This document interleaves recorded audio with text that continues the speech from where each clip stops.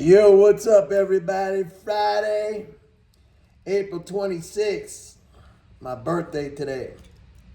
Good day in the market. You had good earnings last night from Google and Microsoft, and that shot everything back up again. The AI paradigm is back, folks. The AI theme is back strong. Google is the leader. Actually, it made new all-time highs in the stock today. So you see how they're jumping in and jumping out. We had that Nvidia rally, what was it, back in March when it shot up like crazy, and then that was all given back. And then we had the Meta meltdown the other day, and then that was turned around, not on Meta necessarily, but on the market averages. So again, I just want to reinforce this idea of you want to go against emotion. You always want to go against emotion, and you want to control your emotions.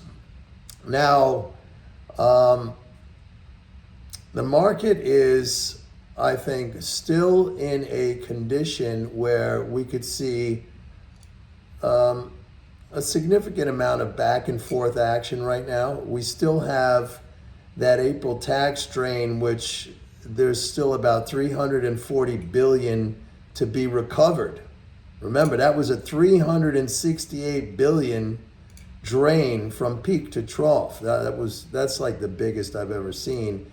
That narrowed down a little bit. The drain is over, as I said, but there's still like 340 billion still to be recovered. So, that's still significant. Now yesterday we got GDP for advanced number for first quarter of this year was 1.6%. Now that was a hefty drop from the fourth quarter of 2023. And I attribute this to the shrinkage in the deficit. I mean, the deficit has shrunk, at least in the first quarter. That was a 70 billion decline, which, by the way, I didn't think, and I've been saying this, and I admit it, I didn't think that a 70 billion decline was going to have that much of an impact because, we're still talking about 1.5, 1.6 trillion deficit, which is, that's historically, that's still very, very large. And again, see, I've fallen into the trap of using that stupid word deficit. Net transfers, 1.5, 1.6 trillion in net transfers. That's still historically very large.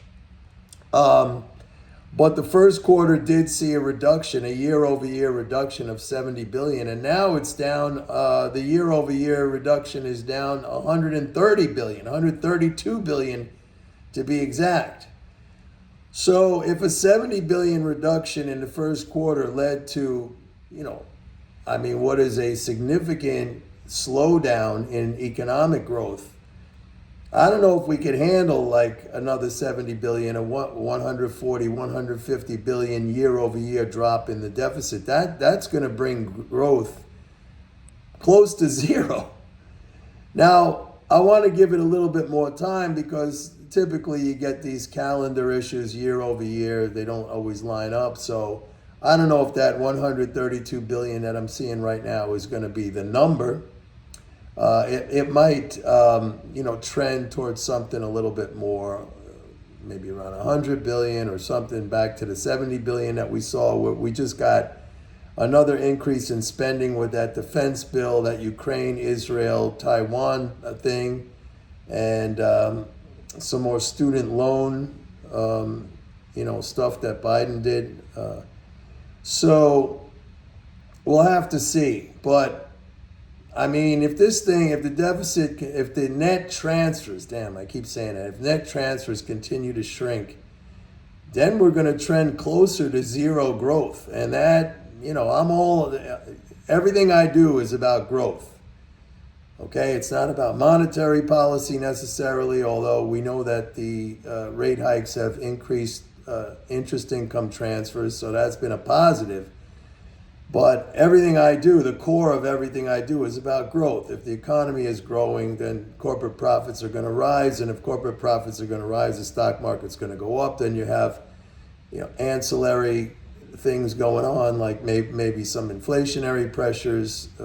We don't know. But it's all about growth. The core of the analysis tries to ascertain what the growth outlook is going to be, because it's all about growth or lack thereof. So all I'm saying is that right now, I would be a buyer of the dips in this period when we're still recovering the tax strain. I'm going to lean towards a bullish outlook because we are getting some additional spending coming in, and I think that year-over-year shrinkage in the deficit, I don't think it's going to worsen. Okay, I think there's also a calendar issue going on right now, which is making that number look larger than it really is. So I'll give it another week or so. But I'm going to keep an eye on it, and I'm going to let you guys know. But for now, the outlook, let's say we're buying the dips. I said we had a V-shaped bottom. That's what it's so far looking to be. And for the headline, chasers, the AI theme is back on strong. Next, what's going to happen? We'll have the Fed monetary policy theme. These are things that are all just causing emotional reactions, on a day-to-day or a one-day or a two-day basis. And I'm just going to repeat what I said at the beginning of this video, that you got to go against these emotional reactions. I mean, if you don't see right now how these people who do this, they're just sabotaging themselves, and basically they're just handing you money. They're just handing you money. The final thing I want to talk about is the yen today made a new 34-year low against the dollar.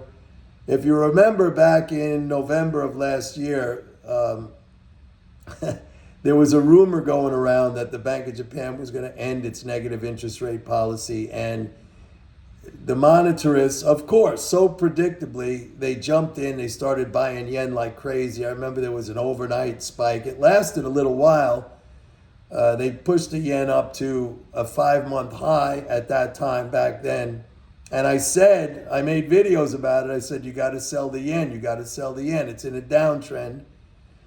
And sure enough, it's been going down. And the Bank of Japan did end the negative interest rate policy back in March. And I said back then that, that's not going to help the yen.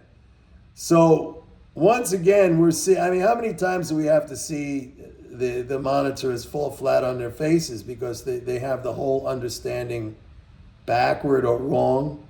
Very, very predictable. If you can't make money off of their, flip-flopping around and their lack of understanding, they're literally writing checks to you.